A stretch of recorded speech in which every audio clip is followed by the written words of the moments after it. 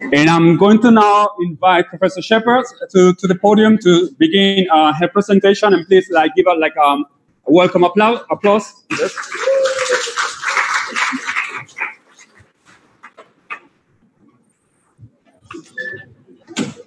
Thank you very much, Dr. Okenbe, and good morning, everyone. Good morning. It's very nice to be here. I have not lectured in this room for quite some time, so it's nice to be back here. I hope that you have carved out enough time to stay with us. I know you have been waiting for a little while, but anyway, I'll try to share what I have with you. Now, I'm pleased to have been invited to speak to you this morning on the issue of reparatory justice, which is on your CAPE syllabus, as you know. But you have done your reform, you have done CSEC history. And I want you to realize that what you have studied in your CSEC history is going to be valuable for you because it provides the historical justification for what we're going to talk about today. In a sense, this is an old story, this issue of reparatory justice.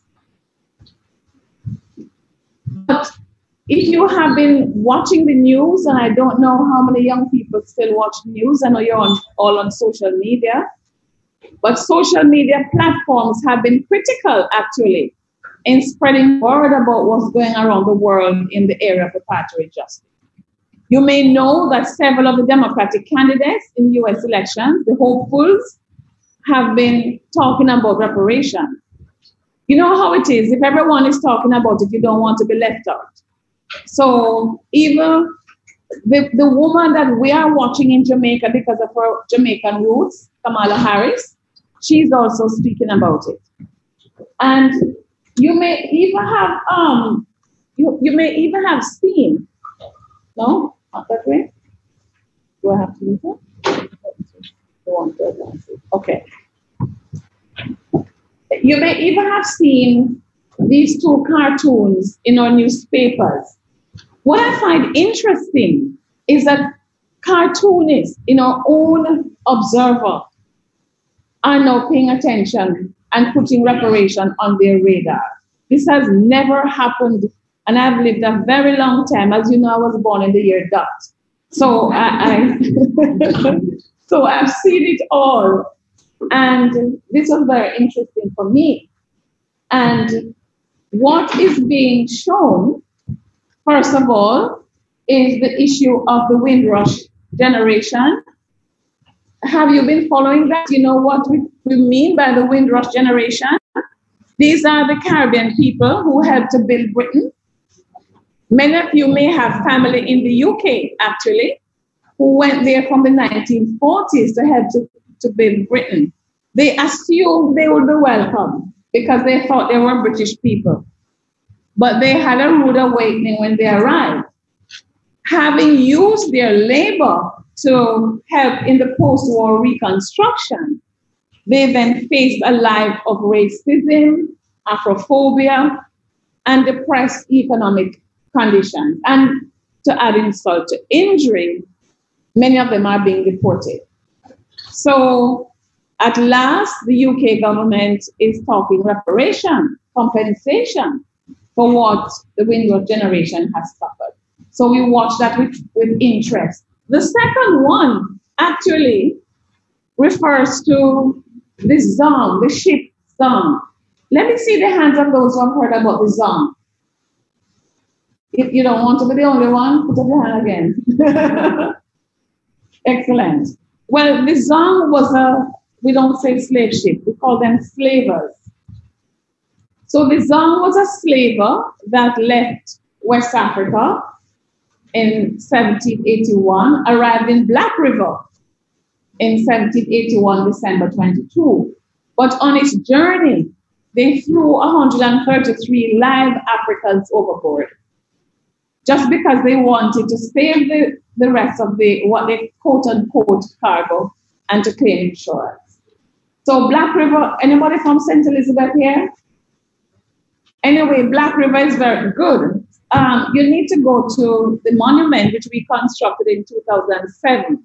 So because of the conversation about this in 2007 coming forward, this is the cartoonist, I think it was Clovis, asking, how come everybody else, has gotten reparation? What about us?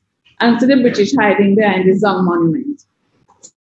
That was kind of critical for me. Two other items of news have shown everyone in the Caribbean that it is possible. Something you think will never ever happen. It is possible for reparation to be paid.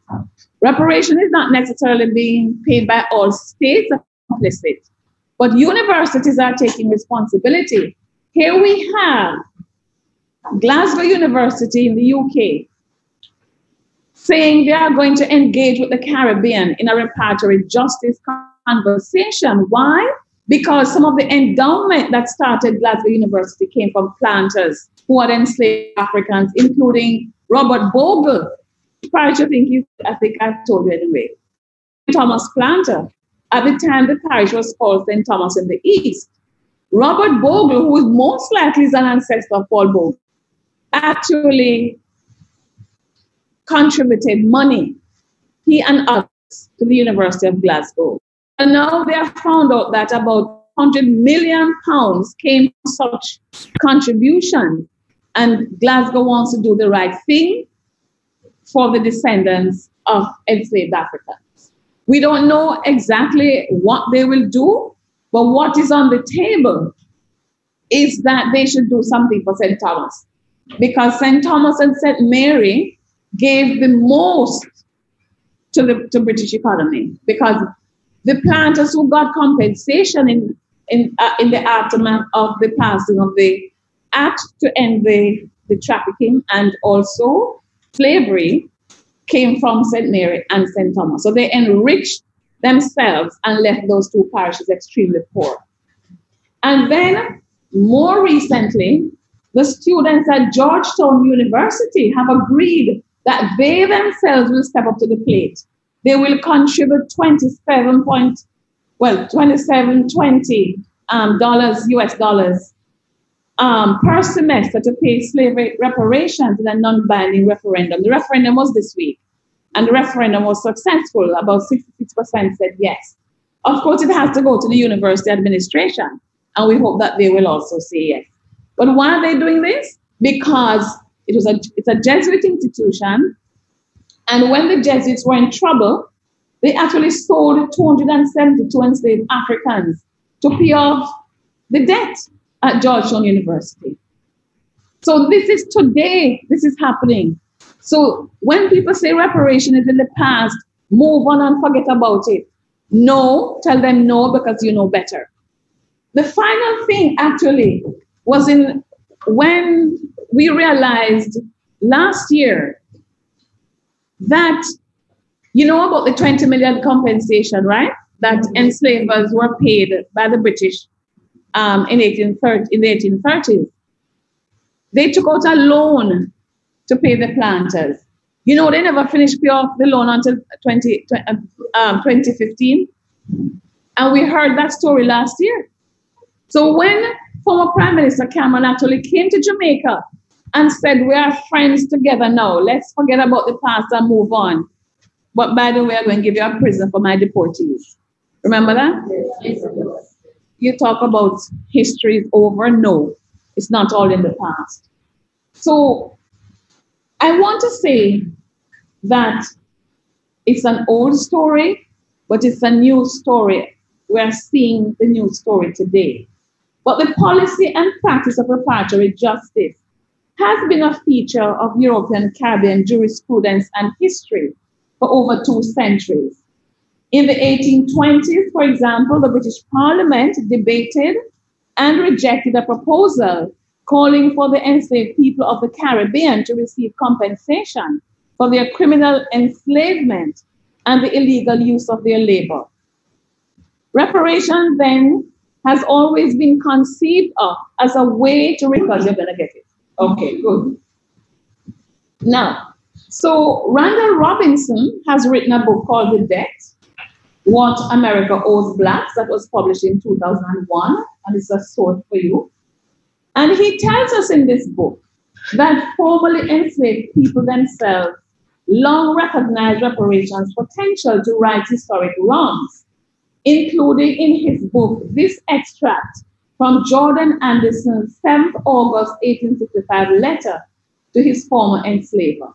Now, Jordan, once in Big Spring, Tennessee, told his former enslaver that before he would consider returning to his employ, as he had written to request, a just financial settlement was necessary.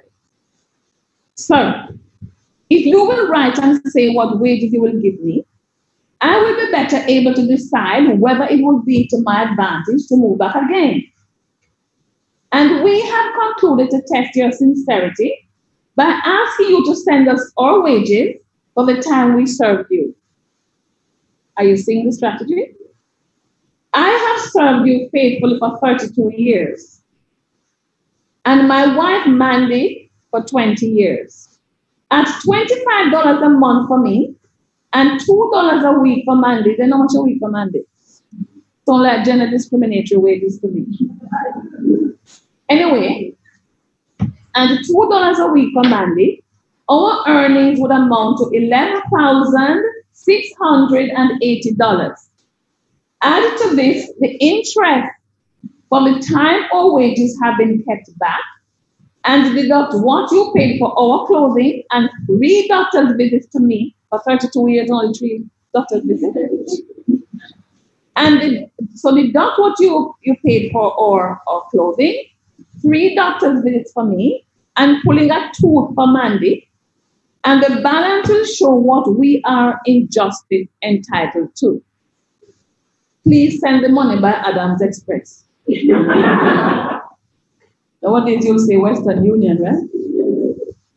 The 18th and 19th century enslaved wars all over the Caribbean, the Morant Bay War in Jamaica, and the 1930s labor protests across the Caribbean all continued this search for reparatory justice, as the governing classes sought either to maintain slavery or recreate the mentalities and practices of slavery in the post-slavery period. And the masses, as we know from our history, refused to cooperate in that project. The post-1930s advocates for freedom, democracy, and reparatory justice were the Rastafari, whose claim was for African redemption and repatriation. They labored almost alone in the vineyard, and some of us used to think they're like a lunatic fringe, if you want to be honest with yourself. Yet they were teaching us about African and diaspora issues and Pan-Africanism. Anyway, they were later on joined by academics, human rights activists from civil society, individual politicians. You can name one politician who is always out there with this reparation argument. A politician in Jamaica, from Clarendon, that's right. And in St. Vincent and the Grenadines, his counterpart would be Ralph Gonzalez. Yes. So individual politicians have joined, and also in 2013, the governments of the region through Caricom joined the movement. Now, even though, as I just outlined, the subject of reparation has a long history, I would hazard a guess that more people in the region and even globally really began to pay closer attention after 2013. Well, first of all, 2009, when Jamaica formed the Reparation Commission, the first in the region to do so. And then in 2013, when the heads of government of Caricom at last agreed on reparation action at the final day of their 34th regular meeting in Trinidad and Tobago in July 2013, thereby signaling their intention as a regional entity comprised of heads of government to join the reparation movement. The stated clearly that the mandate was to work for reparation for Native genocide and African enslavement. And they set up what was called a Caricom Reparation Commission. They also asked each state to set up national committees, and there is an oversight body called a Prime Ministerial Subcommittee. So you need to understand not only the genealogy of the movement, but the structures that have been put in place once Caricom came on board. So we have 12 national committees right now. We are going through regional sensitization. And of course, at the UN level, there is a great consciousness now about reparation. Now, that is outlining the decision of Caricom. And as I said, you will get this. So this simply repeats what, in more detail, what I just told you. And that is the regional structure that I just outlined for you. Now, I think by now that we all know that the demand for repatriate justice is grounded in the devastation caused to Africa, the indigenous peoples of the region, and enslaved Africans as a result of conquest, colonization, the brutality of the Middle Passage, and enslavement. The injustices of the post-slavery period must be added, in particular the absence of a compensation package for the newly freed Africans while Europe was enriched. The physical brutality that was an expression of European racial ideology and which caused so much psychological trauma to Africans and their descendants populates the pages of history texts. These acts of brutality included those committed by members of the government of the time and members of the clergy. And I can't talk about the members of the clergy and what they did without talking about Reverend Bridges from St. Anne. No, Reverend Bridges is supposed to be an upstanding reverend and churchman. And he's supposed to have known better. But we know that the church was a collaborator, right, in enslavement. So Reverend Bridges told Kitty, the domestic enslaved woman in his employ. I never said Miss Kitty. I said Kitty. Well, you can call her Miss Kitty if you want. She was Miss Kitty. So Kitty was the household enslaved woman. And Reverend Bridges told Kitty, I'm having a guest and I want you to cook the turkey. Kitty said, no problem, I'll cook the turkey. Now, somewhere in the middle of the day or over the course of the day, this guest, the name of the guest is not in the sources I read, but the guest changed his or her mind. Now, Reverend Bridges, you think, should have told Kitty don't bother cook the turkey, right? If he didn't want to eat turkey by himself. He didn't tell her, but Kitty cooked the turkey. In the evening, he passed through the kitchen and he said, what you cooking? On the turkey, you tell me to cook. But the guests are coming again. So Kitty said, but you never tell me. It's who to laugh at that. He called her insolent. She's not to speak back because Bridges is Lord Almighty and Kitty is an enslaved African and should not speak back. So he ordered the overseer. So you see, religious people owned enslaved Africans. He ordered the overseer to cut bamboo, sharpen the bamboo, and use that to beat Kitty. So these are some of the things that our ancestors went through. And then, of course, we have Mary Prince, who captured her experiences. And we have Robert Wedderburn, who talked about his mother, who was owned by the white father in Western Jamaica. And if you have heard of Thomas Thistlewood, how many of you have heard of, it seems as if everybody here about Thomas Thistlewood. So Thomas Thistlewood was from Lincolnshire in the UK, and he came to Jamaica around 1750-51. He kept a diary, and everything he did is in that diary. Most of it bad. He's buried in Westmoreland, in Savlamar. Anybody from Westmoreland? Well, if you go there to stamp on his grave, you're not gonna find it because the Anglican Church has expanded over his grave. So I went there in search of his soul. I wanted to do some things there, but I couldn't because I couldn't find it. Anyway, we have to look at reparation within the context of underdevelopment and reparation as a strategy for development.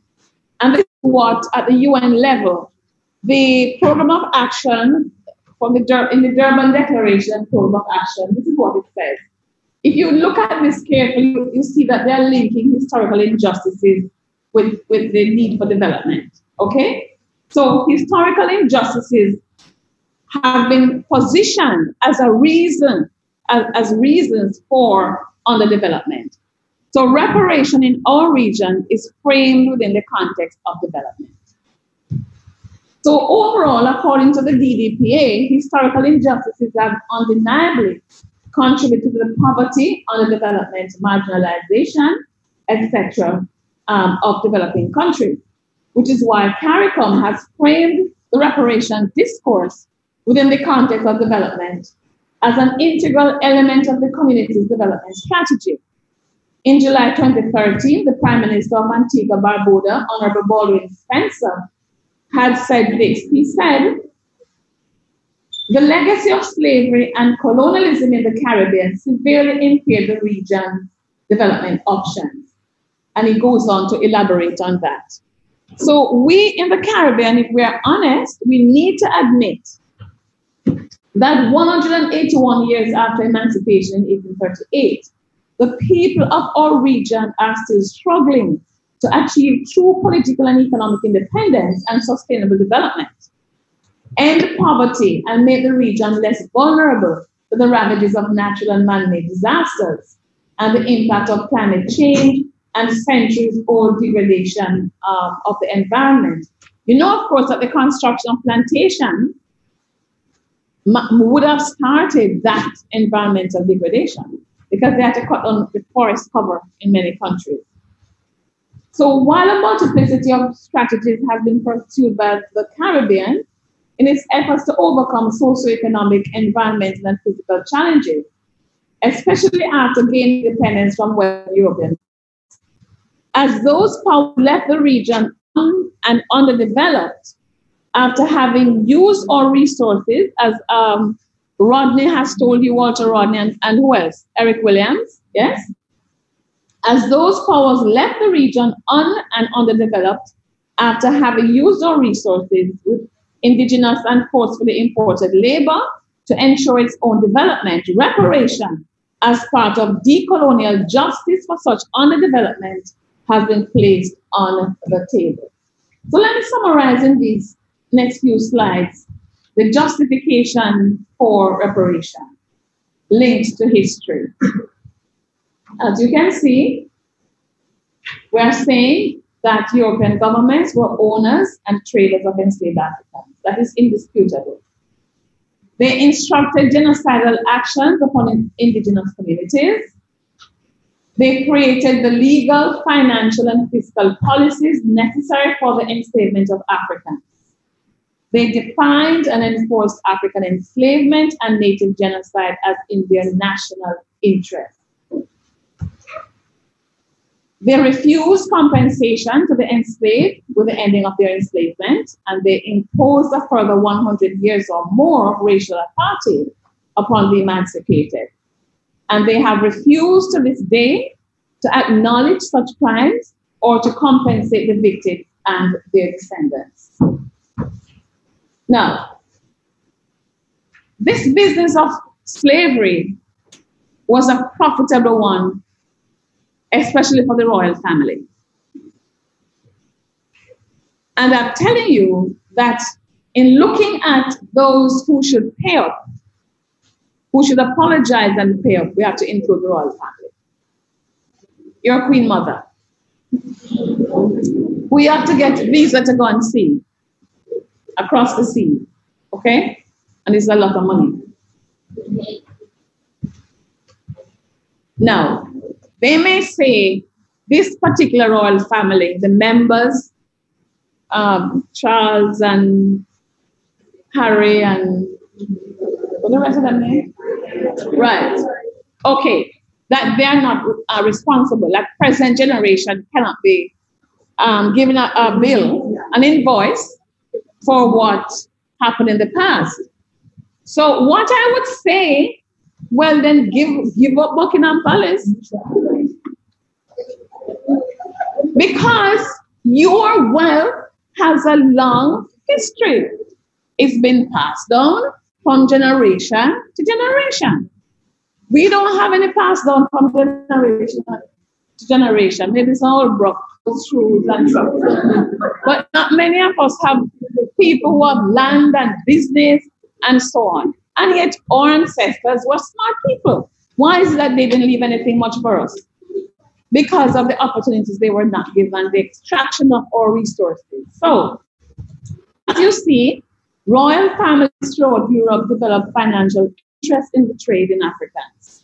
Monarchs from King Louis XVI of France, King George I of England, King Christian IV of Denmark, and others of Sweden had mutual interest in the trade's prosperity. State-sponsored companies from Portugal's Cachorro Maranhão and Pernambuco companies to Holland's West Indian Company and Britain's, hear what it was called? What it was called? Royal Adventurers Trading to Africa, that's what it was called. And the Royal African Company and South Sea Company. All these were granted exclusive licenses to operate in the transshipment of millions of Africans. With royal patronage and the need to ensure return on investment, the level of organization that went into the capture and subsequent enslavement of Africans was unmatched. Furthermore, while we remained underdeveloped and while our resources were expropriated and extracted to develop Europe, they benefited handsomely. This is a slide to show you just an example from Britain. Britain earned $5 million per year from sugar in the peak of the industry. Today, that would have been 2.5 trillion pounds in today's money. Furthermore, to add insult to injury, 46,000 British enslavers were awarded £20 million by the British state as compensation for the loss of quote-unquote property. Our people that you know.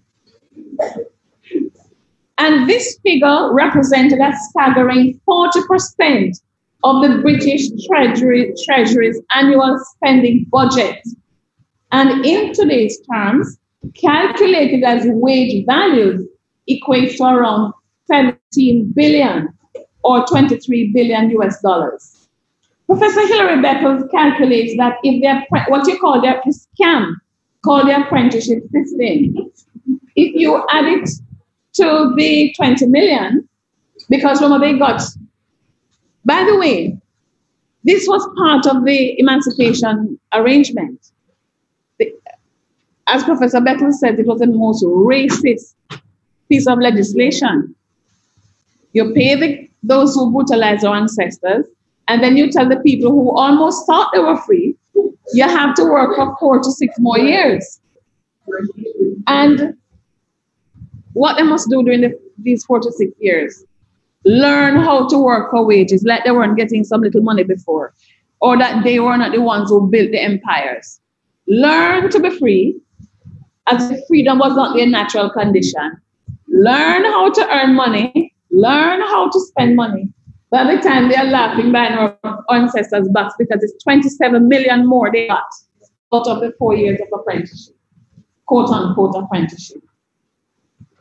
Apprenticeship system of unwaged labor or neo-slavery, as we call it, imposed from 1834 to 38. If this is added, you double that figure of the compensation. And I want to show you, this is just a part of the distribution of the 20 million. You see where Jamaica is? They got the lion's share. Why? Because it was, let me tell you something, see? Anybody who says we can't have a financial calculation of the compensation of the reparations, say it ain't so. Because they valued our ancestors. Kitty is 20 pounds, William is 40, because usually men were valued more than women. And Jamaica more enslaved Africans were relocated to Jamaica than any of the other British colonized Caribbean territories, right? So because Jamaica imported about 1.5 million, at the moment of emancipation, 300,000 were left. That is genocide in my view. The population never grew by natural increase until after emancipation. And you can't tell me it's poverty and oppression because that never stopped people from having children yet. So something else was going on. And a lot of the women were saying, if you think they're bringing a child into this slavery system, you make a sad mistake, right? Plus the way in which they treated people, the life expectancy was very short. So that was the payout to the British planters. And Jamaica, let's see if I have something about Jamaica. If you look at this slide, you'll see that Jamaica, 13 of the 16,114 claims, 13,000 were filed by enslavers in Jamaica. See? And over 100 claims were submitted by members of the clergy, including a principal of one of your high schools. I don't want to shame nobody, so I'm not telling you which one. I whisper that afterwards to you. But a principal of one of the top boys' schools is not the one who won the championship. So stop looking at the young man from Casey. No, Kingston. No. All right. So that was Jamaica. And if you ever have time, well, Glenn Miro came to my office and had a chat about it. But if you have time to come to the office, I have all the compensation claims in my office. So you can have a look through.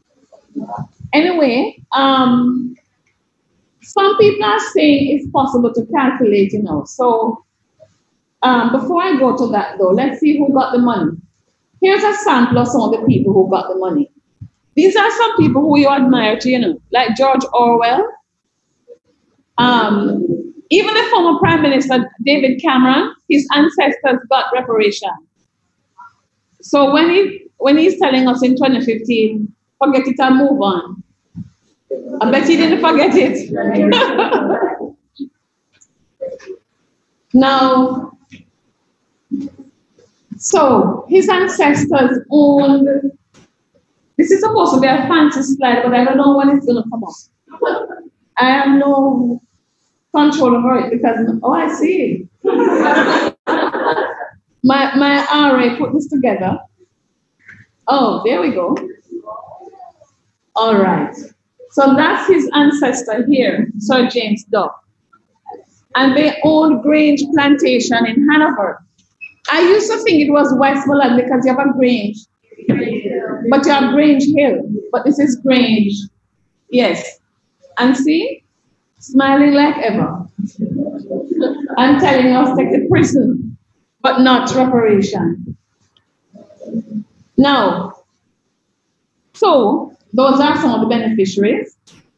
I want to show you this because there are people who met in the UK some years ago to say, yes, Caricom is interested in a development package, right? And I'll show you that in a while. However, if you really want to have an idea, even a working idea of what it could be, then this is how we could work it out.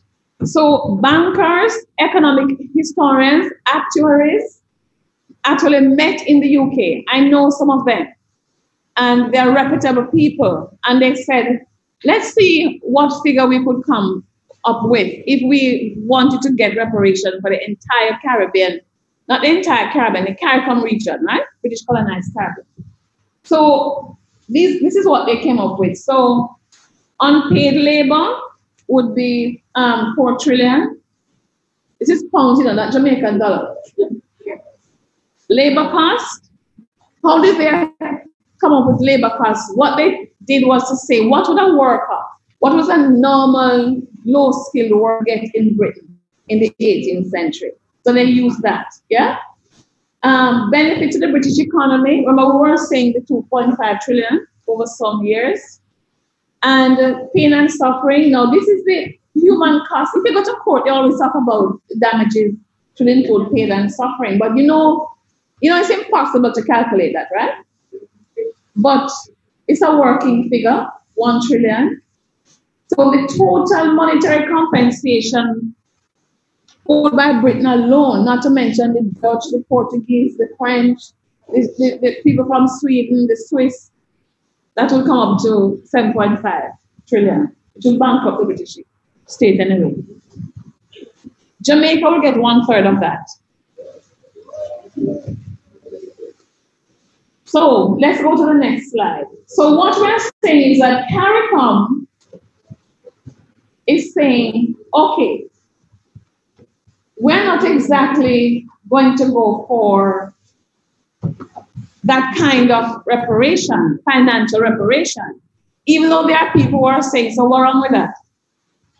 I want my money.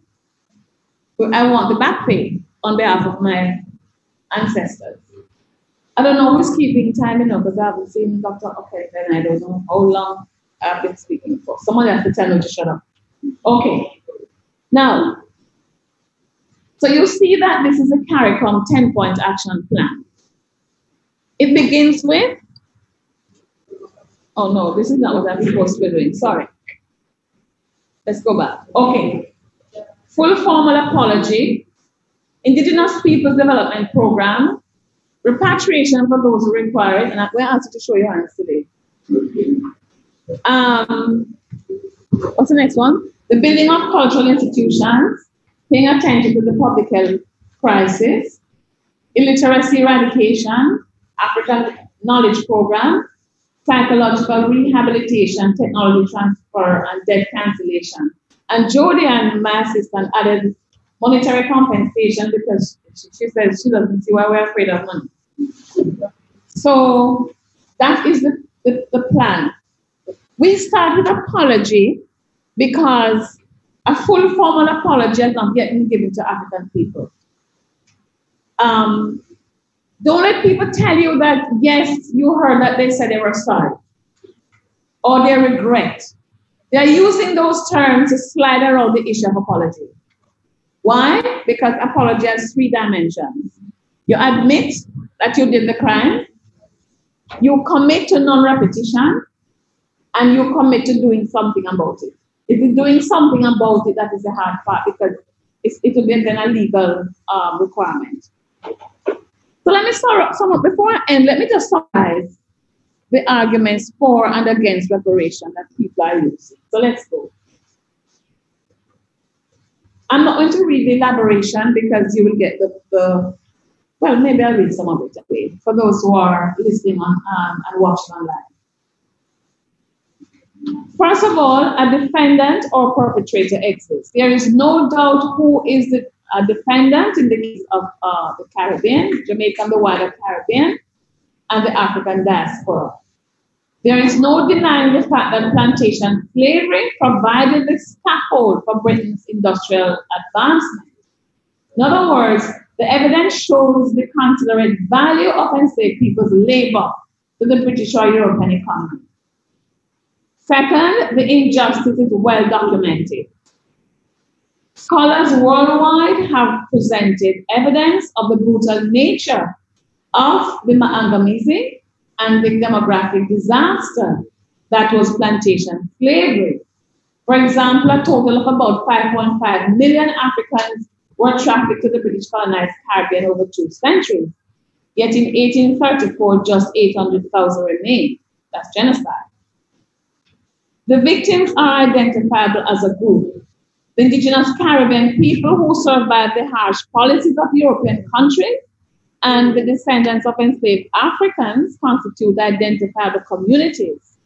Should they decide to do so, descendants of indentured laborers, some of whom experienced forced relocation and violations of contractual obligations, also have a claim. The reason it's important to know that we have the evidence and that we can identify the victims is that Europeans are saying, which of you endured enslavement? And then you here endured enslavement, but the lawyers have an answer to that, as I will show you in a while.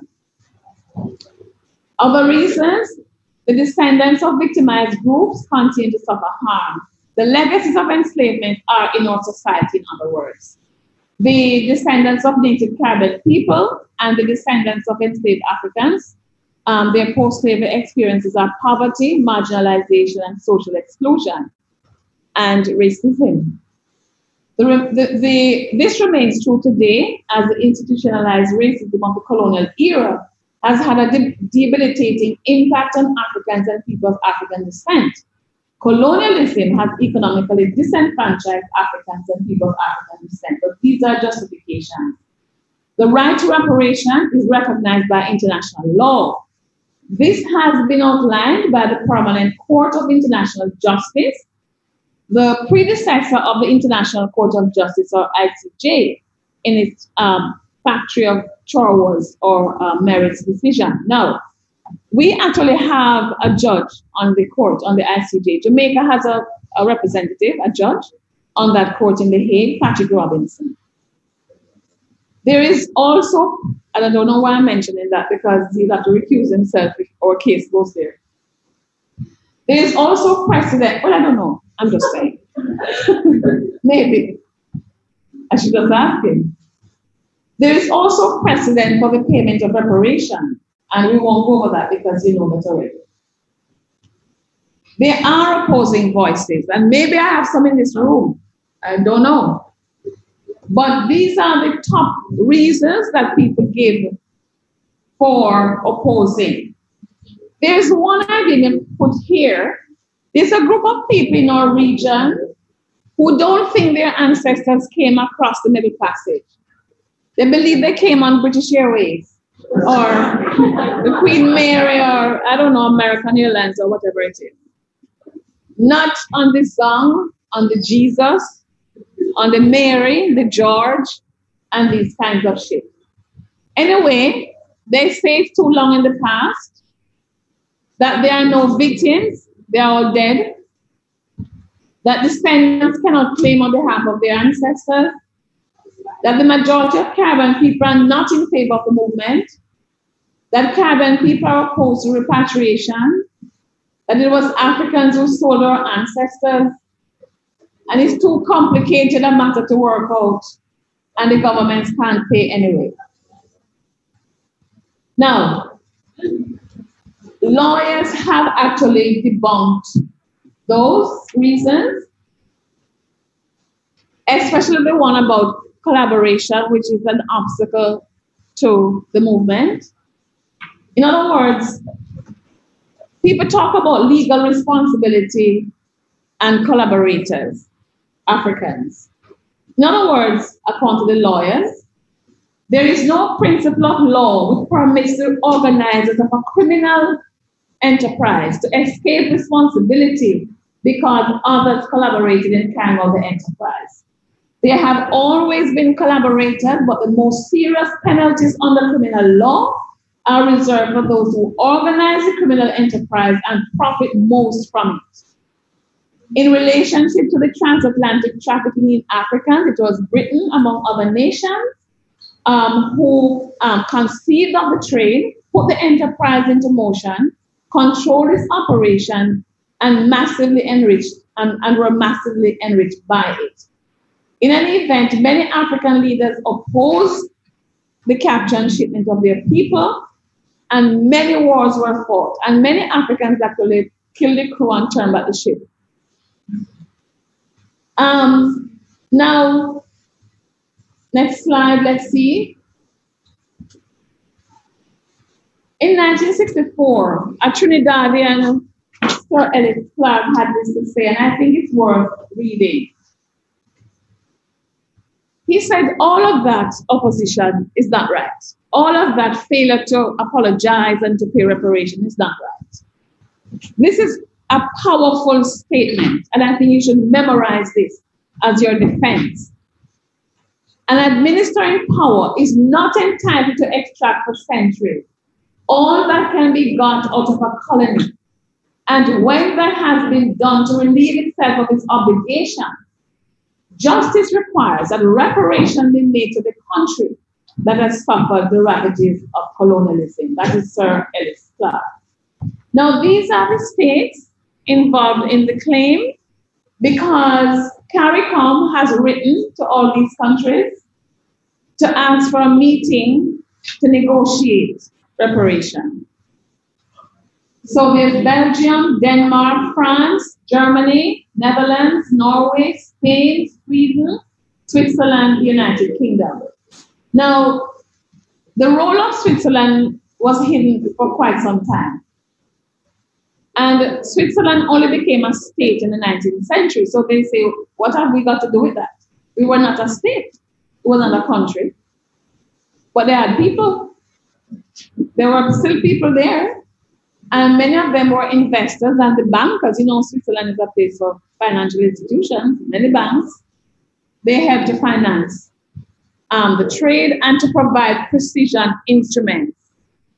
You know, the ship, even though some of them said they were lost, the Zam said they overshot Jamaica and were on their way to Montserrat. So they ran out of water, and that's why they had to throw the people overboard to drink seawater in the process of drowning. Anyway, despite the rightness of the claim, Western European powers have refused to engage in any meaningful dialogue on the issue of reparation. In 2016, the chair of the Caricom Prime Ministerial Subcommittee on Reparation, Honorable Frondel Stewart of Barbados, acting on behalf of the other members of the PMSC and the heads of Caricom, and ultimately on behalf of the people of the Caribbean, dispatched a historic letter relating to reparatory justice for indigenous genocide and African enslavement in the Caribbean to several heads of European governments. And I'm just going to pause to ask Tona if she could come up here 1 second with her camera. But this is so beautiful, I want to capture all of this.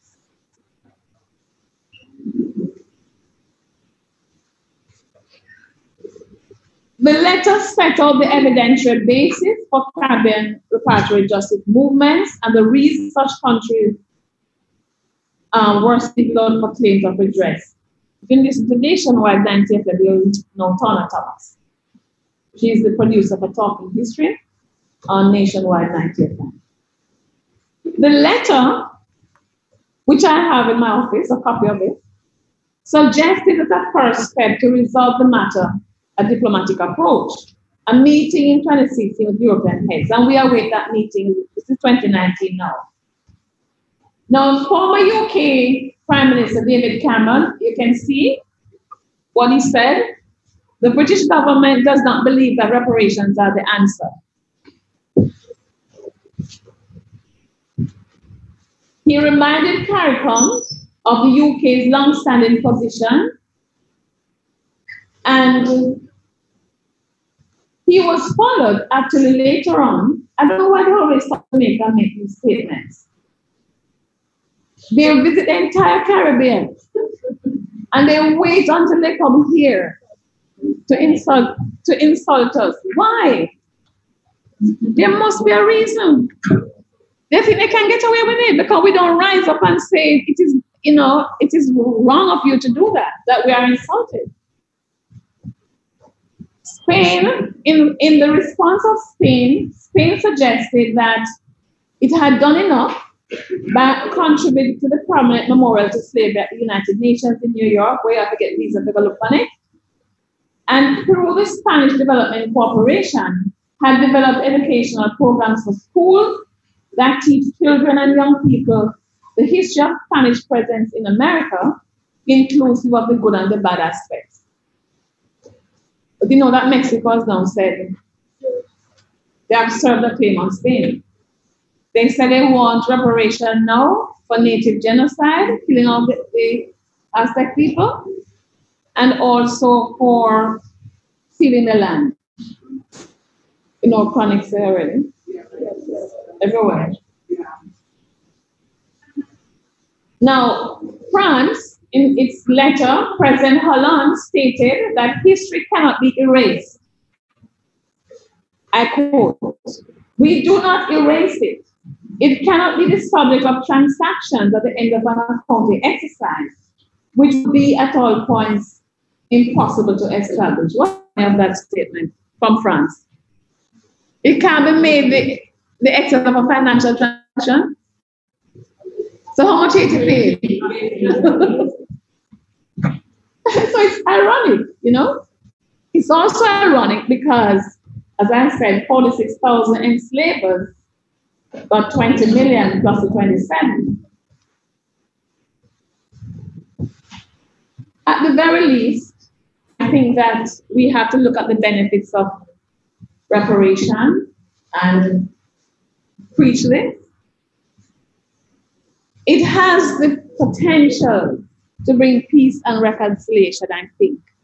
We can't go on like this because many of the ills of the world were created because of colonization and racism.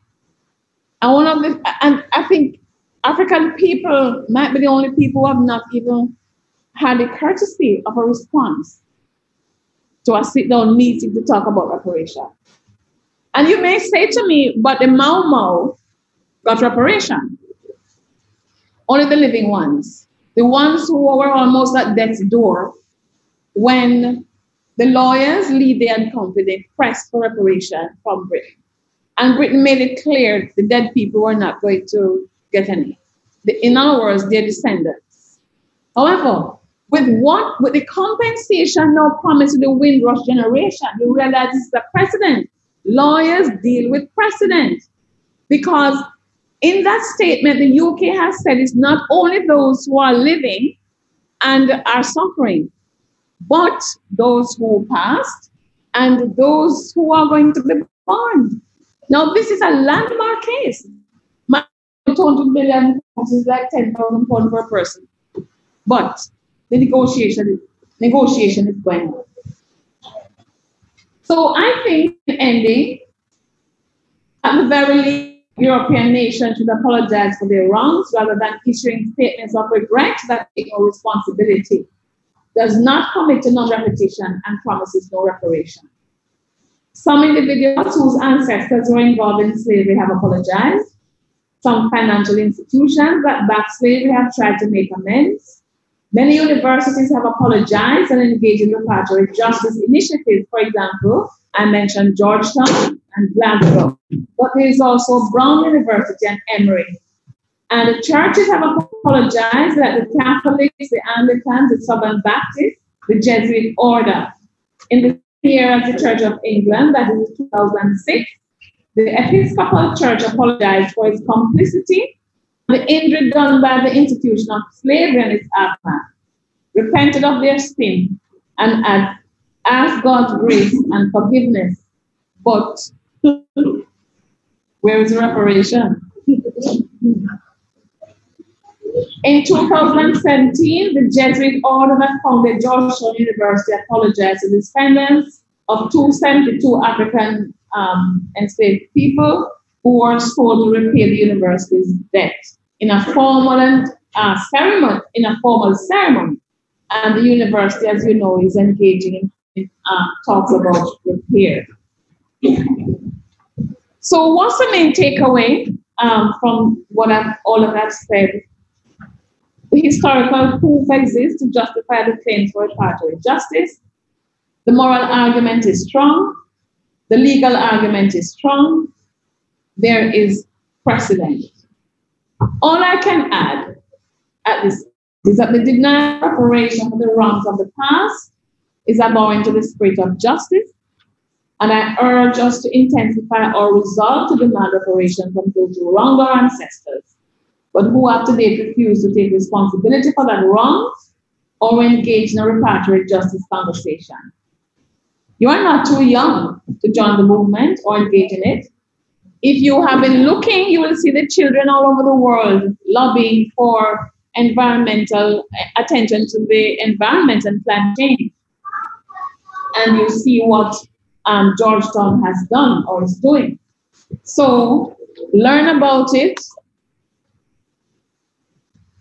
read sources, and I have just 3 here. And you can also contact us at the Center for Reparations Research at the University of the West Indies to engage in discussions, ask us questions, get material from us.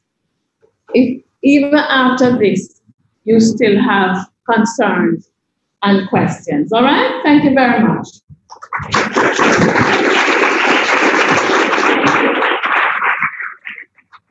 Are you taking over? No. Want to thank Professor Shepherd once again. Any comments, questions? I'm sure we have some opposing or those in support of reparations. So please, this is a democracy. We have 10 minutes for question and answers or comments. So show of hands so I can carry the mic to you.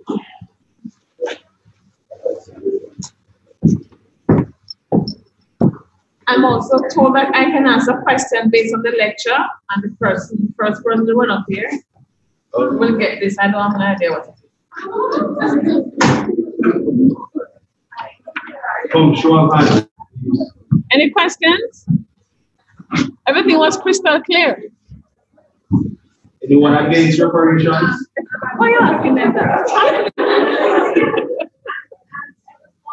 No, there was a hand up here before. Yes.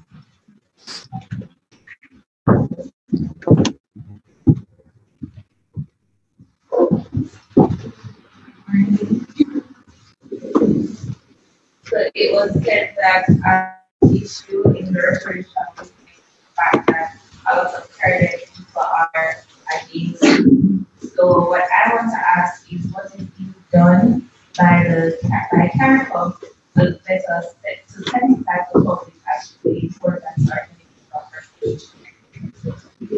I will take the questions and then just answer one time. So there's one here. Just a quick clarification. I didn't see Portugal on the list of countries.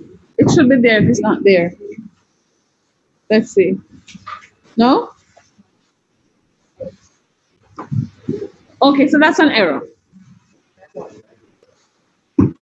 Although I have to say to you, when Caricom wrote to Portugal, they didn't respond. And off the record, I heard that they said it's not our business. If anybody is to write to them, it's Brazil. But that's because they don't understand the transnational nature of what happened and how they were involved as partners and alliances in the British Caribbean. But we have written a second letter, and since they don't know why, we have told them why in that letter. Anyone else? Okay, so let me answer your question. What is Caricom doing about it? Okay, remember this structure I showed you? This structure is a Caricom Reparation Commission, and it's chaired by Professor Sir Hilary Beckles, the Vice Chancellor. And there are about 12 to 15 national committees. The chair of each national committee is a member of the Caricom Reparation Commission. On the ground, in the Caricom region, all 12 committees are working. They are engaged in public education, and they are doing what I'm doing here also. Some of us who were involved in the Cape Review session lobbied for this topic to be on the syllabus.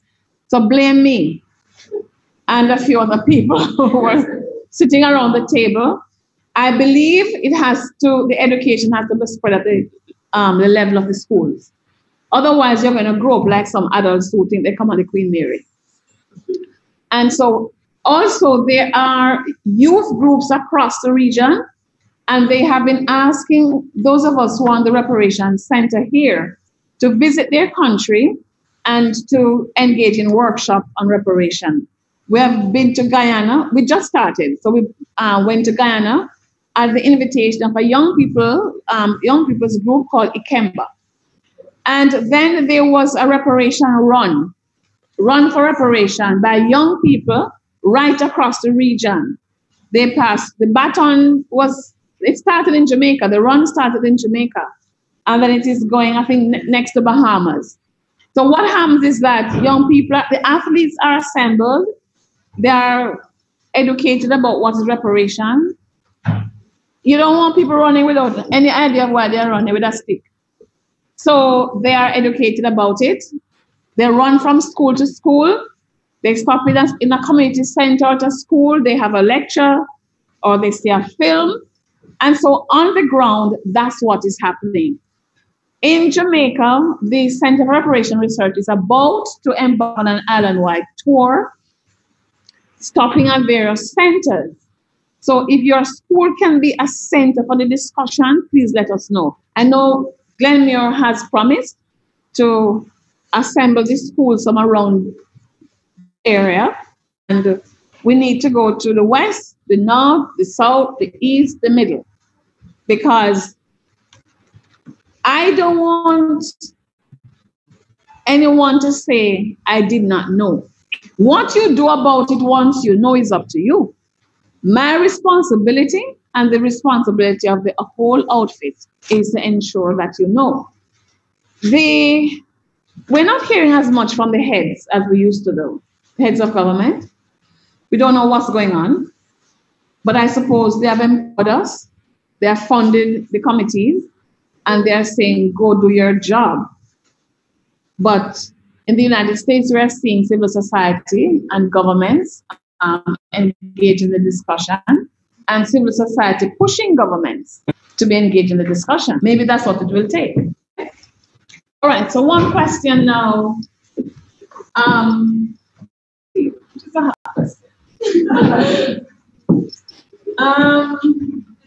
me look at the slide. No, I can't look at the slide. They didn't speak the answer.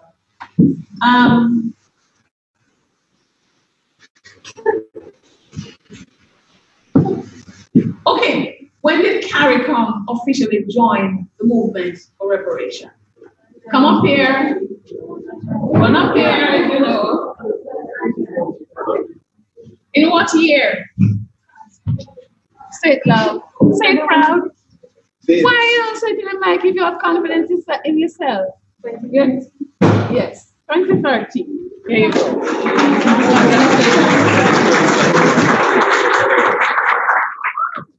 That's great. Oh, I see you want to put up. But I want to point out that this is Kamika Rabona. First. And she came first in Unit 1 for the entire region.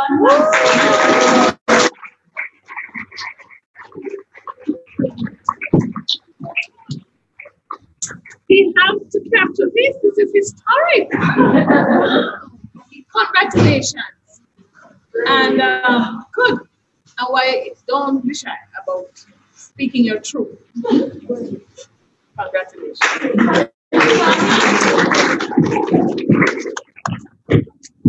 Thank you very much. You've been a great audience. And if you still don't understand after today, invite me to your school, okay? All right, so we're going to go for a break now. Yeah, short break, and then we'll return for the lecture by Enrique. Okay. What time?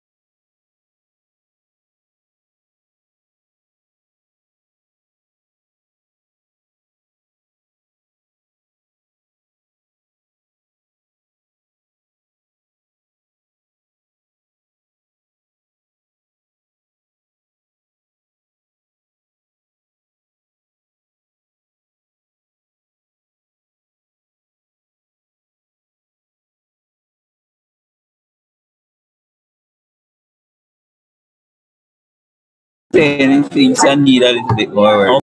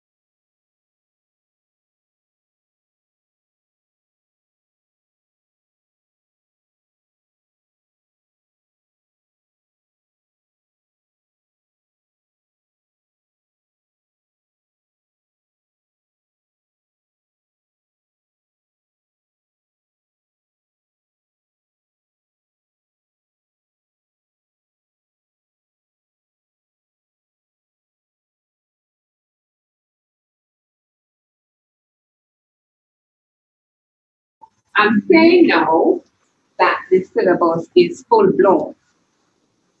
All right? So you want to get some handovers, you want to pay attention a little before you get it. I'm going to go very quickly with these things. Just a little thing to stimulate your thoughts. So, whereas the session this morning were on content, and some of it might be new, because if you're reading and stuff, you'll be familiar.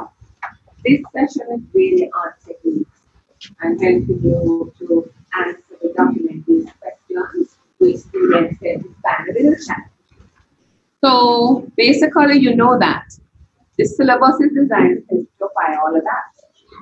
So it's not just content. The document-based questions are designed to test your skills. All right, your historical thinking skills. Now, if you look at that little cartoon there, what do you mean all my facts are wrong? I copied everything off the internet. It simply means that the internet is not the only place you ought to go to because everything you believe is there. Especially Caribbean history. You pay attention to what's on the internet, it's not really Caribbean. Most of the topics which are familiar, they're coming from a North American perspective.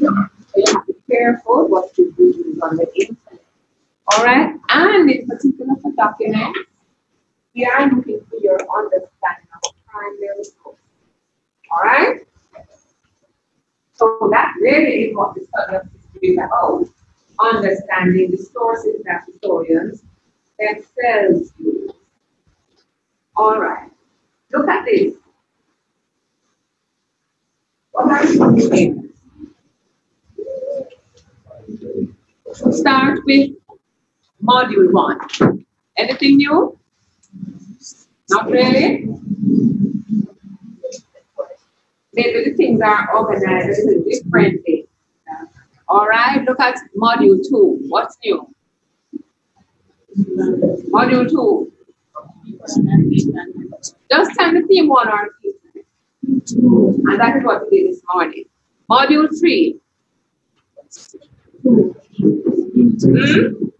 Theme 2, and we did that this morning. No, let me say it again. Look at how the themes are organized. Look at the different sections in the theme. You must know how they relate. Don't study them in isolation.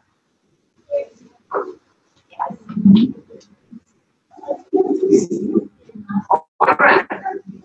So this is what I'm going to do because you would have got access to this at some point. All right?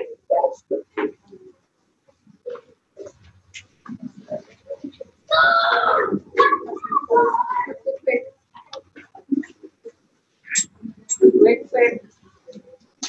Now, as they come in, have a look at that.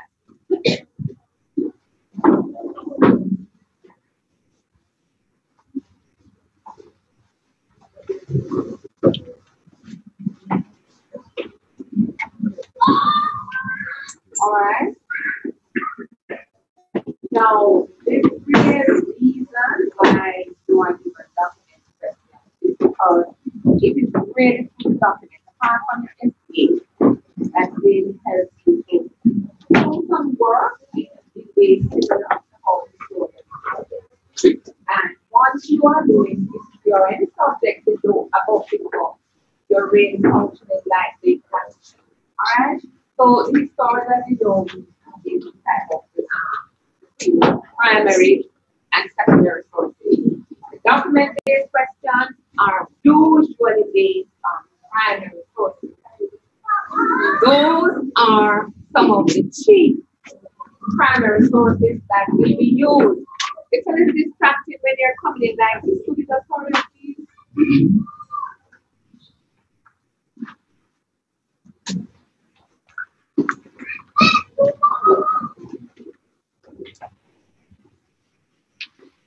All right. Are you ready to hear me now? Can you focus now? Yes. All right. Now, one of the things I'd like you to do when you're looking on your document-based question is to look to see which type of primary source is used. All right? That is very important. Very important to how you interpret the document. It's very important the type of questions that are asked of the document. Now, just for information's sake, secondary sources are normally the books that you might use in school or any article in a journal. Now, secondary sources are not generally used. I am not saying, however, that they cannot be, right? If they are used,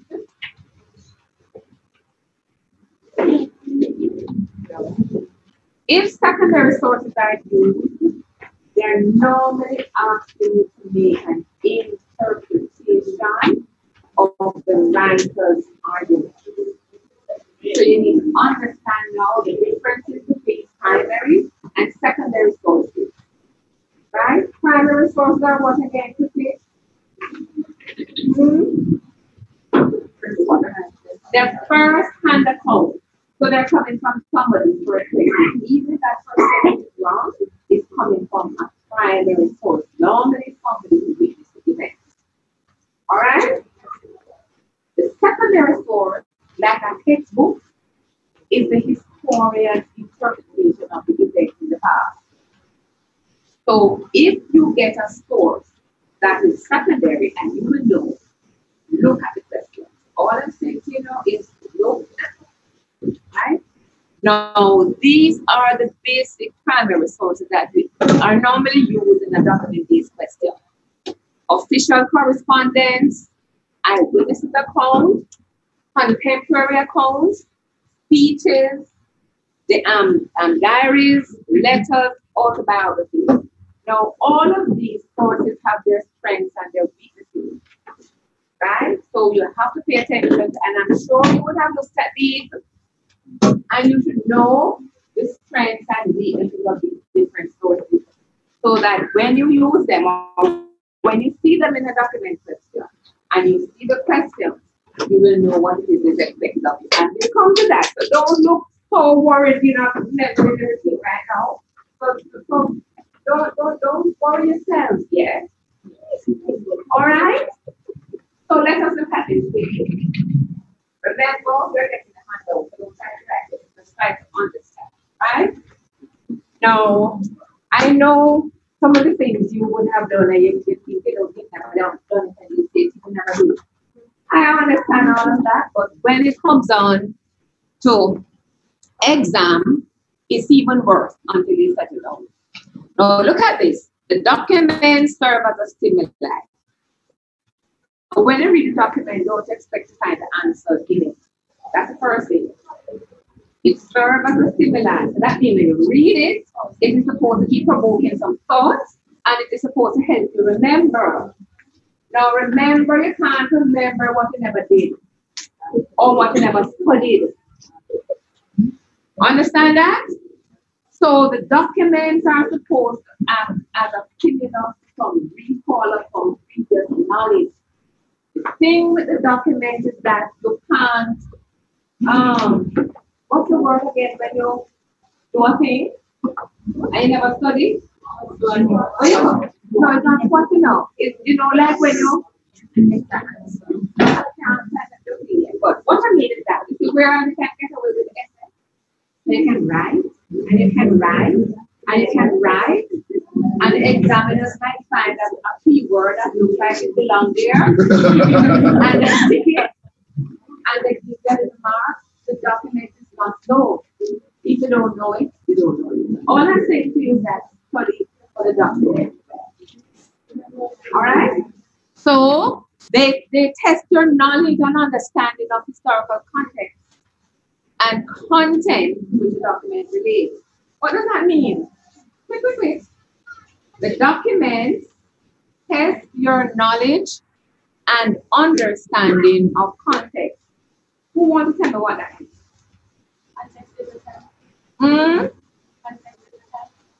Yes, and the content, you know, whatever the document relates to. So what we're going to do today is to look at how you look at the document and remember what it relates to.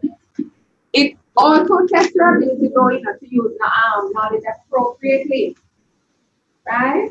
Sometimes, as in SAI attempt, you write everything you know, hoping that the examiner or your teacher will find something in it. The document is not really the same. To understand, you don't have to know what the question is asking. And one thing I can tell you before I forget, what we're seeing sometimes when students are answering documents, normally ABCD. If you don't read all the questions before you start to answer, you tend to answer like the question is A, and you don't repeat it in B, even though B is asking you for the information. So you harm your own self. All right? So what you might do is, if you see like the B is asking you a question, you're supposed to answer that ready. Go back and look at A. See what it did, and maybe take out some of it and put it in B. You follow? So the idea is, and you see that later down, is to read all the questions before you begin to answer, no matter how time is going. Read the questions first.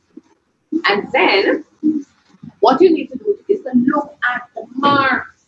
So I'm telling you things, this is way down in the slide, because there's no point in writing an essay for 6 books. So some of the answers that are seen sometimes are too long. You hear me? They're too long. So if it is 6 marks, it depends really on how many points they ask you to give. So I'm jumping ahead again. So if they ask you to outline, and it is 6 marks, how many points do you think you need? 3, if you know what outline means. Right? If they ask you to explain, and it's 6 marks, how many points? 2, and it goes on. Now, one of the things I'd like you to keep in mind when you're looking at the verbs, which I do, is if your mom will give you a list to go to the supermarket, is she going to describe the items? It's a list, don't it? So she's not going to say this looks like and the box is this long and this wide or whatever. So just use that to remember that a list is a list is a list. Describe is not state, state is not explain, and so on. Pay attention to the verbs. All right, so the last point there captures what I all right. I am just doing this very briefly because this is on the handout. I just want to reiterate for you that this is what is about. All right? This is what history is about. The historical skills that you need to learn are called historical thinking skills. And so if we were to pick up our subject, we would say, oh, this argument about critical thinking is doing it a long time in history. So normally when you're a good student of history, you can work anywhere. Now, as long as it's applies to by the way, I'm talking about last but anything that requires thinking, you are there. So these are the skills. And if you look at the questions which are asked, whether for essay or for the document, they normally want you to start talking about cause and effect and consequences and so on. So these are the things that historians must use as their own organizational framework when they're studying an aspect of the past. And these are the same frameworks that you will use, or the same ideas in a framework that you will use when you're studying any aspect of the past. We don't study anything in activity. That's the first thing. So whatever we read about, usually, because they are historically significant, and significant means that they impact us even now, or that a great number of persons were affected or so on. So these are some of the criteria that I use to study anything from the past. Then we need to know the context, right? The context is what gives you the background. So whenever you're talking about long-term causes or short-term causes, or another word can be used, proximate. Proximate means what?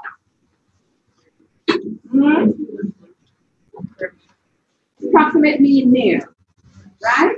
So proximate can trigger the same thing as short-term causes. right? But no historical event can happen because of an immediate cause only. You remember World War One? The Duke. Yes. Could that have started a war? A world war? Without the other long-term issues? No. So when you think about historical context, think about long-term causes.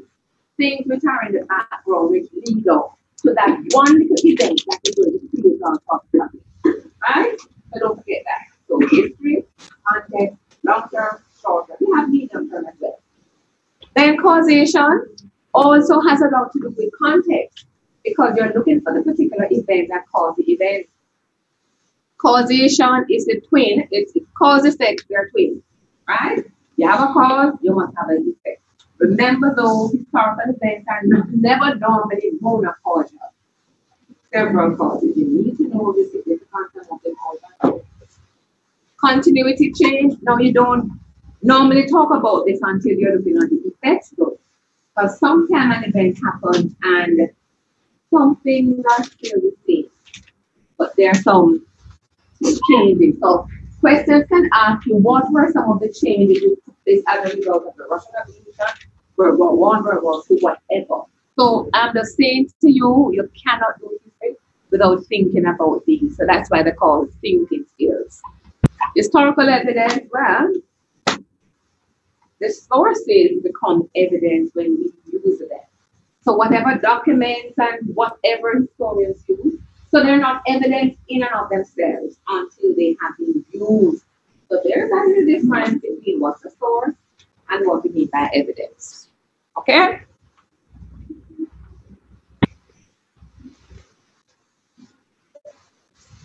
I'll skip this because this is just an explanation of what I just said. All right, definition for all of these is in your handouts. These are some of the skills explained to place the subject matter in the document that you're using in its historical context and to show understanding of the issues, comprehension, meaning, taking relevant information from the document, comparison depending on what the document asking you asking for here. When this would normally happen in the examination prior to last year, when you got 3 documents, and by the D question, you're looking at all 3. Now it's not the same as you will see later.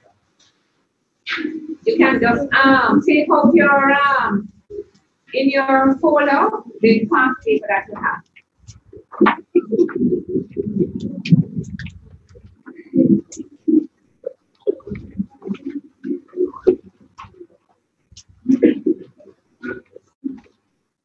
So just one more thing, I said this earlier on. When we think critically, we're really thinking in the way historians think. This is also a particular useful framework that you should use when you're looking on historical questions. What, who, when, where, why.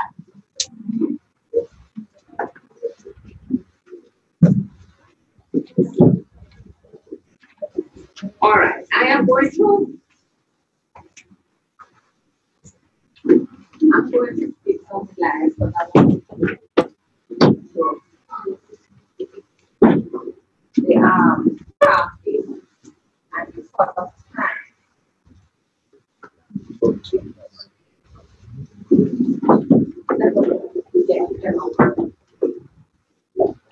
All right, so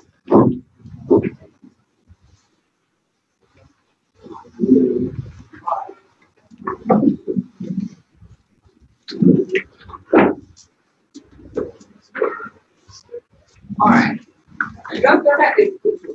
This is on the handle. When you are looking at these documents, these are the 3 basic levels at which we begin. First is the literal level. Can anyone tell me what happens when you do that? When you're interpreting something at the literal level, what are you doing?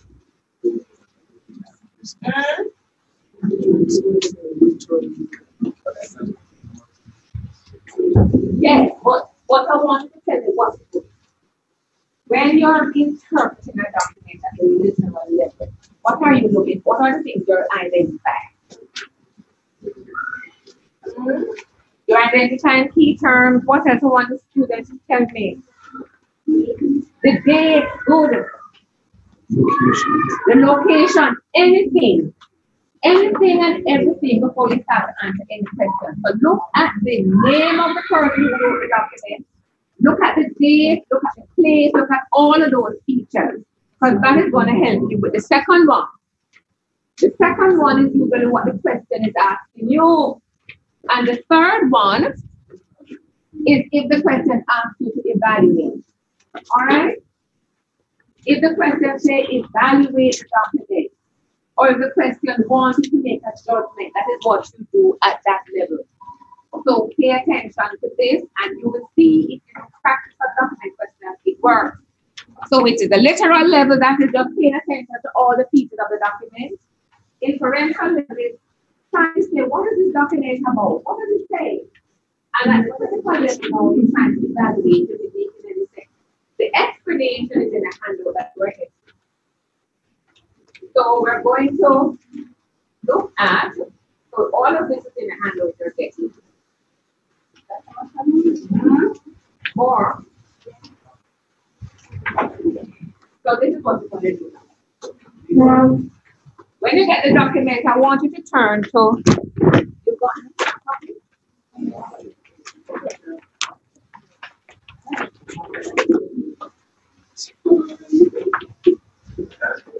it's over there that has a copy. You want this side? Make sure you see something yourself. That's it now.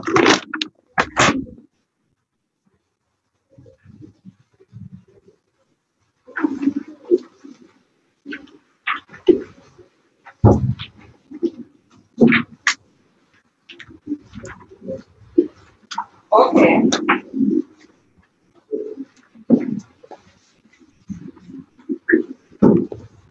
Take a glance at page 9.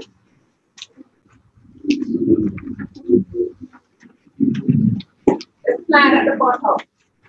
The one that says answer the document-based questions appropriately. Page 9. Over page 9. No.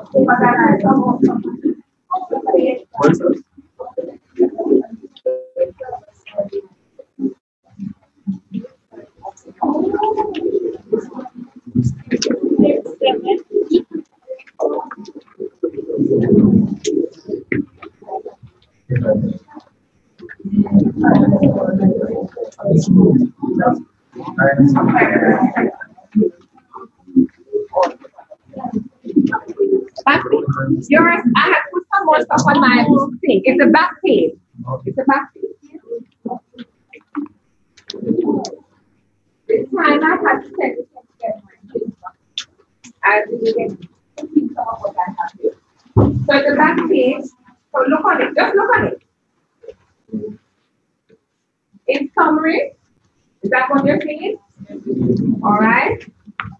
Now what I have here is just the activity. So you can make a note of it for your own reference later. So look on this page that you need to go acquire. Some of the more important things are on the other pages before that. Do's and don'ts. So look at that.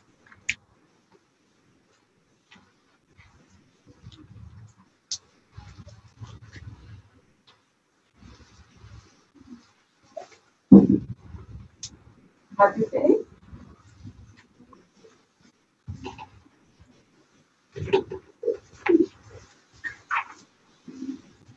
All right, now look at this. So you're looking on document 1 and 2. First page of the topic, you have that last year. So you have the 3 document-based questions from last year. Please note, and you know already that it's only 2 questions per module. Right. 1 document, 1 essay, 1 document, 1 essay, 1 document. Right, so you have to answer 1 document. So the documents now, there are 2 documents only.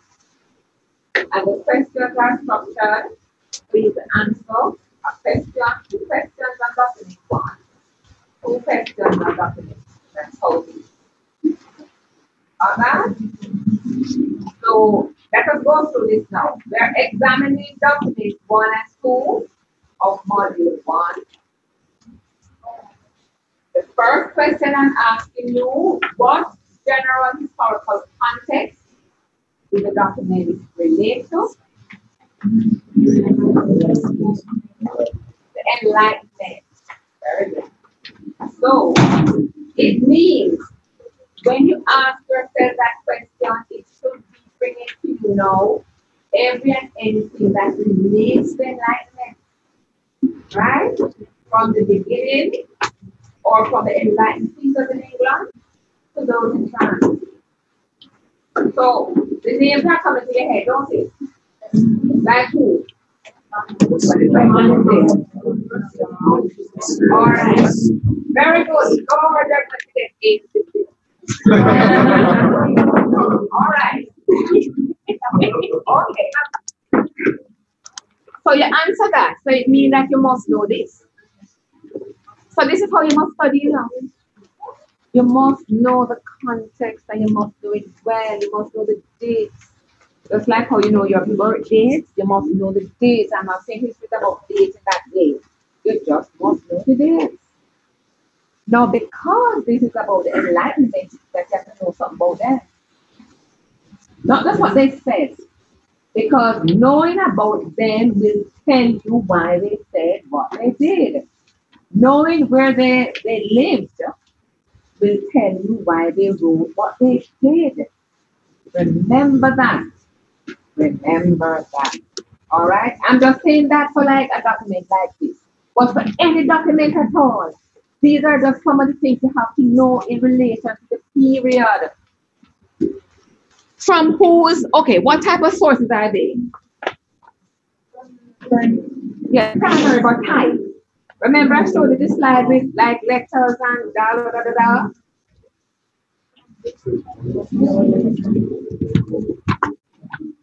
They're primary, yes, but what type?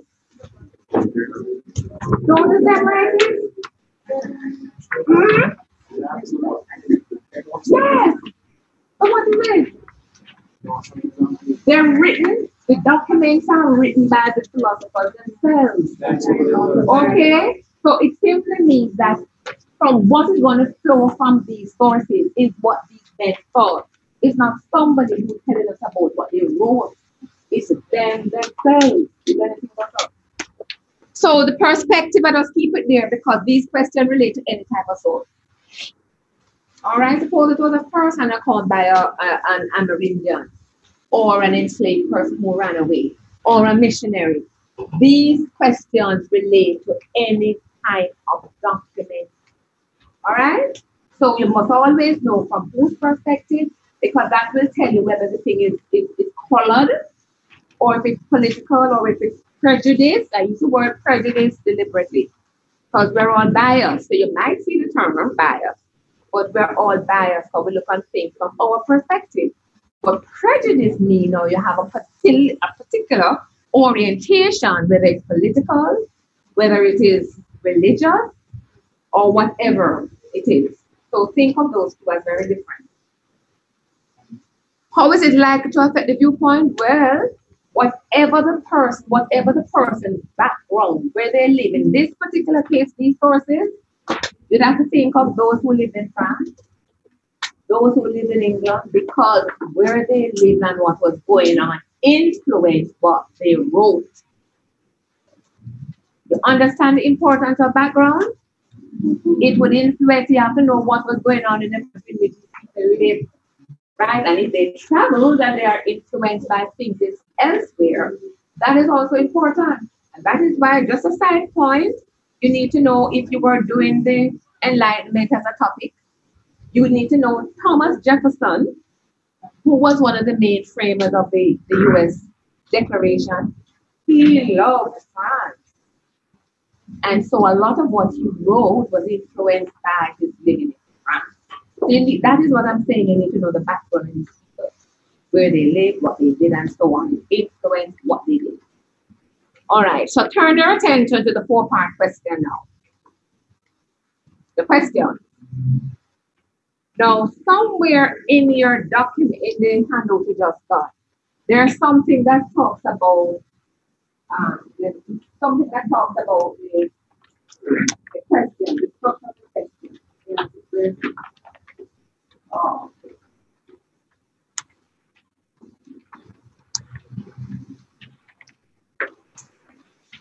All right, look on page 10. It is slide, no, sorry, page 5, slide 10. Just look on that in relation to this last question here. Here. Find it? It's page 10. No, what is it? Page 5, slide 10. Now, you must pay attention to the action verb or the command terms, which are used, the recall, the state, and so on. And you will notice their sequence. So the 4-part question, what are the action words that are used? Outline, explain, explain. And you notice the marks? So the marks are important in terms of how long you write. So the first outline asks you for three what? Three aspects. So that means you're getting 2 marks for each. So how would you answer that? You would just say 3 political aspects are blah, blah, blah, blah, blah. Yes, you don't have no time for no background. It's smart. Outline. You follow? You know how time for no background is that outline. When it's explain, okay, it could have said outline, it really says this. It could say state, basically, right? Get to the point. We historians love background, but this don't need none.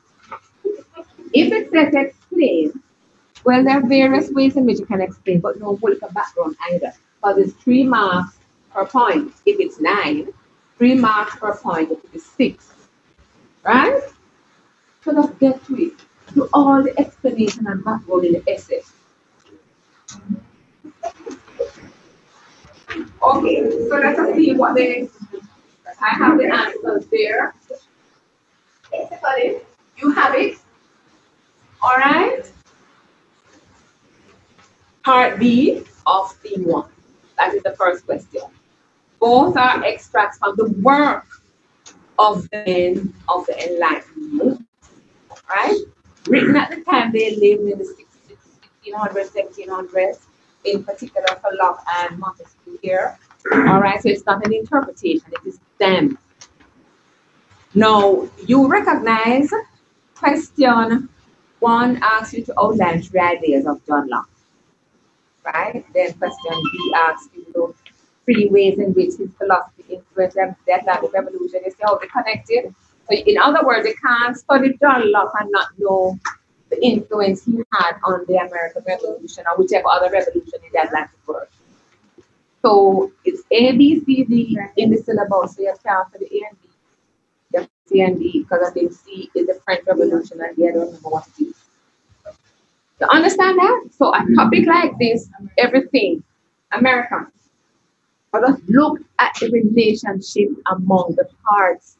That's all you need to do. So this thing is strategic, you know, and it moves very well if you just do what we ask you to do.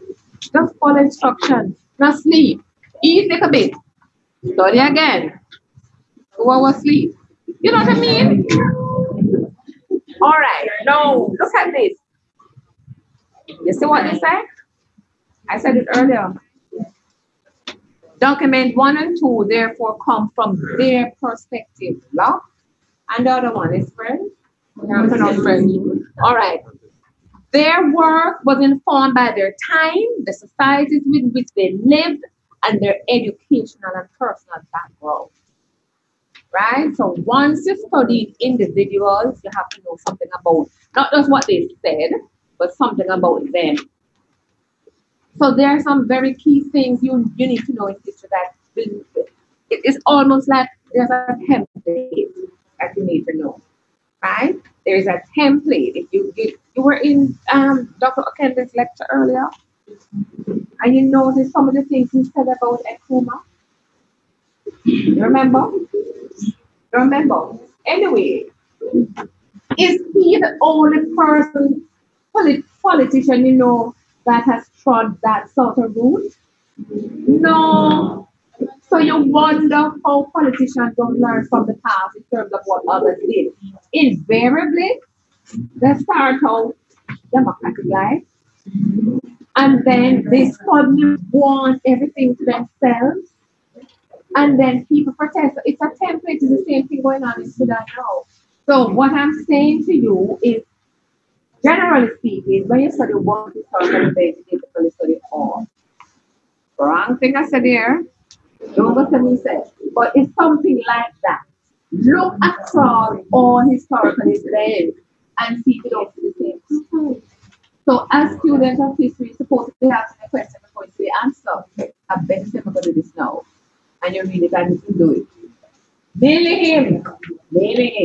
So we're not being gendered. All right? So what I want you to do is to pick up the patterns. There are patterns in history. What we won't say that we can generalize because the times are different, the people are different, but human nature is basically the same. So we tend to do the same thing given similar circumstances. All right? So if you keep this in mind, you won't know what to do with the paper then. So if you just do all of that, your age. All right? So I think we might have 5 minutes left. Look on module 2. Module 2, do the same thing for me. I just want to let you do that and let go. Do what we just did with module 2. Just do it. You can talk to the person next to you. Whatever. You want me to go back to the thing?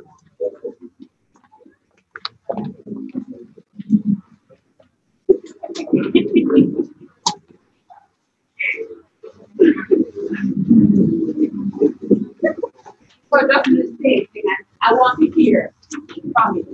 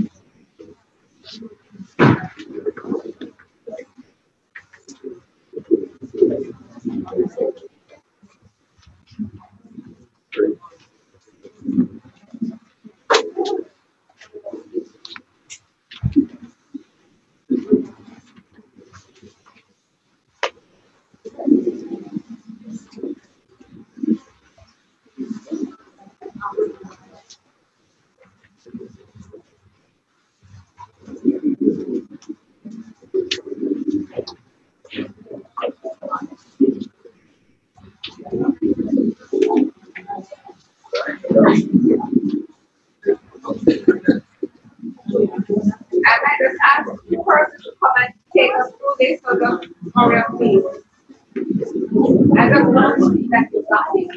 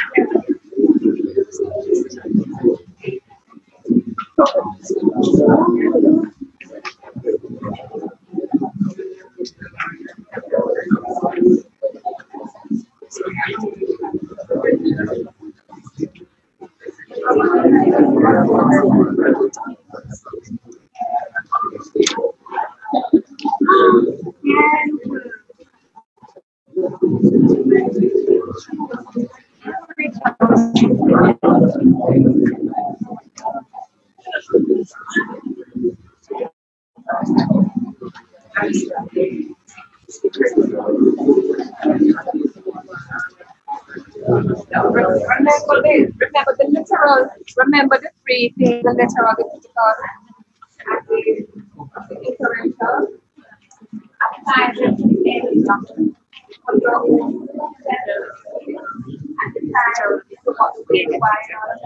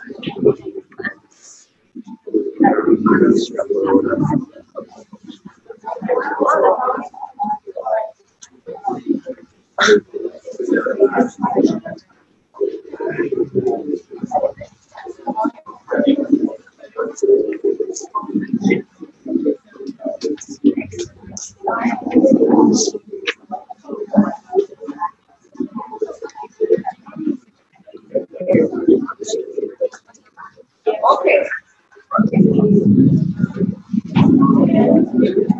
Let us begin with document one. Who wants to come and just take us through document one, please?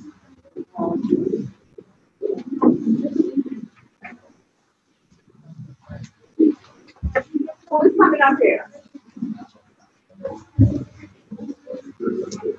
Look at this side. Somebody come and stand on this side.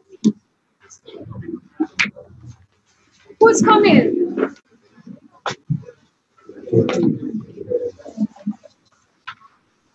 You want to come and touch us? No. Come on.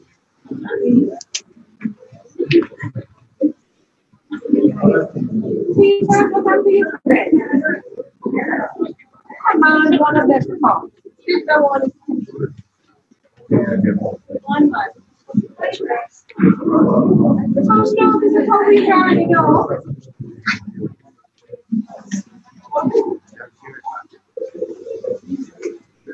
You, back to the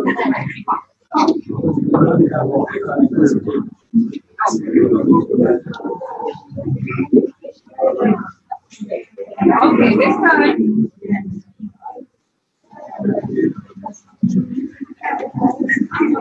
All right. Listen now. So if I were to ask you about your literal interpretation of document one, what are some of the things that they tell you? Well,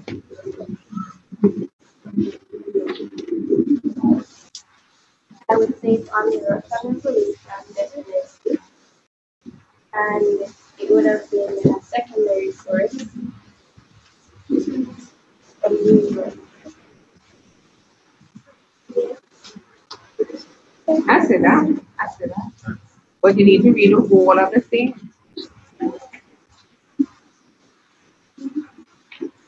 Oh,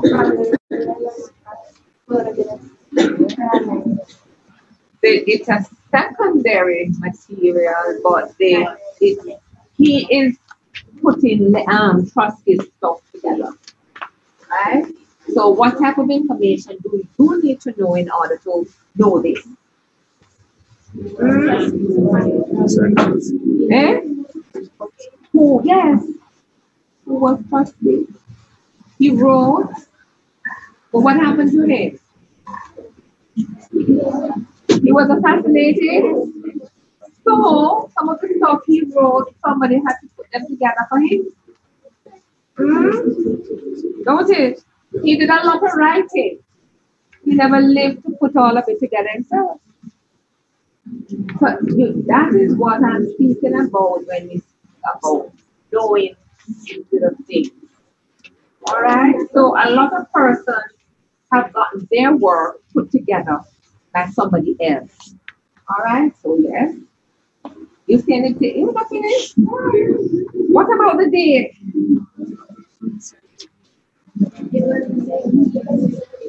No, the document itself.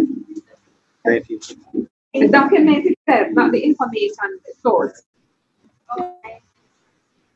So what that is telling us? The condition comes for Which revolution? October Revolution? October. oh, that's the topic. The 1971. But that's this would have been the one of February in 1970. All right. And but what is the document relating to? No. What is the context? World War I. So you must read the thing before you start answering the question. All right. Look at the question. Look at the question. Read it for me, everybody. Okay. After one.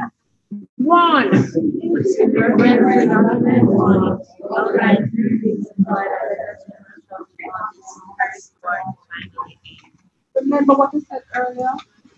Interpret the document first before you read the question because it helps you, you know. It helps you, the date is in there. It helps you, the content of the thing, it helps you. So when you see the question, now you start bam, bam, bam. Read the document first, but remember what I said too. If there's nothing to remember and recall, there's nothing to remember and recall. The document stimulates memory. Okay? All right. One. No.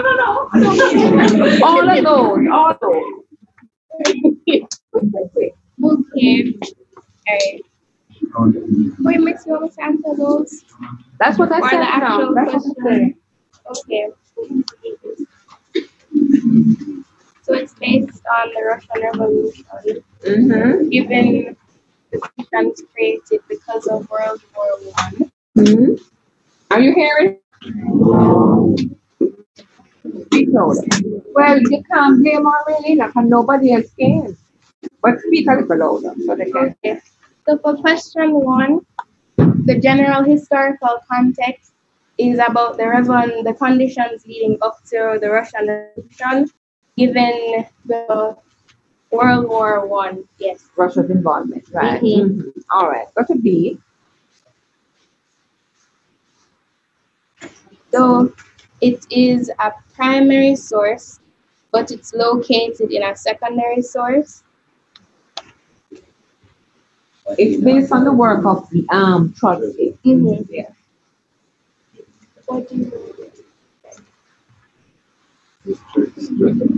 Okay. So the strength this would be it would have been giving a first-handed account of what would have been happening, and it's second-hand.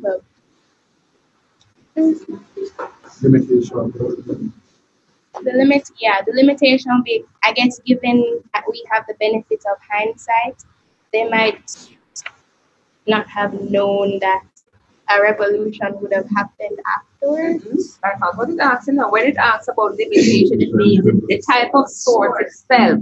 Okay. What would be the limitation? So now, that you'd have to remember who Trustee was. You'd have to know something about it. Right. Perspective. Nationalist perspective. Right. You have to know something about the writer. Okay. Look on the second question now. So you see, the first question is leading into the second one. So you need to know 3 reasons why the peasants wanted the war to end. Now this is asking you 3 ways other than peasant discontent in which World War I led to the outbreak of the Russian Revolution. So it shows you that the document, it gives you a little hint and a little taste of what the likely questions are, and you need to know the context in order to answer this. All right, you can see document 2. What is document 2 about now? That's kind of what it is about, really. Yeah, man, we know that this particular what? Currency. Right? So before you even look on the question, what you know about currency generally? He was the leader of the provisional government. And did the provisional government last and succeed? Absolutely not. What happened? It was overthrown. So these are the things that are coming to your head when you read this document, you know. So now you go and look at the question. 3 reasons for the successful overthrow of the currency government. And you know the answer. 1 reason for the outbreak of civil war in Russia. Where does the syllabus go to? 1924. And 2 ways in which Lenin's promise of peace, land, and bread was impacted by both war and the adoption of peace. It's a serious business now. Go ahead. So you might have a question, an essay question that says, you know, discuss anything. This is pinning you down to know something about war communism and the Civil War. And you have to know about the promise of peace, land, and bread. And as opposed to know the story behind that. What is behind peace in particular? No, bread. What caused the outbreak in the first place? Yes. The march of the women wanted bread. Right? Everything is linked. Everything is linked. So remember what I said.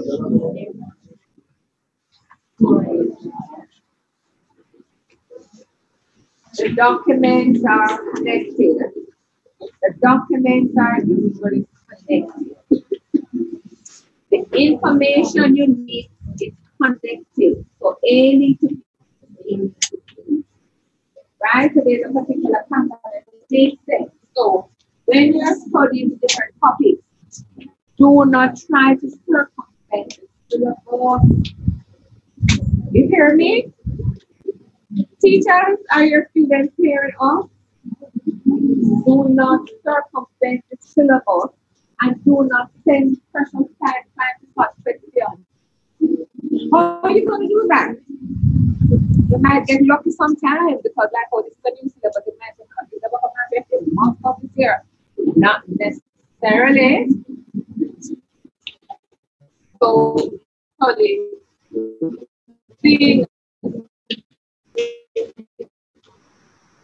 did I say a while ago? What's the prevention from? Do your best. Do your best. That's all I can say. Do your best. You have the pictures and you have the documentation.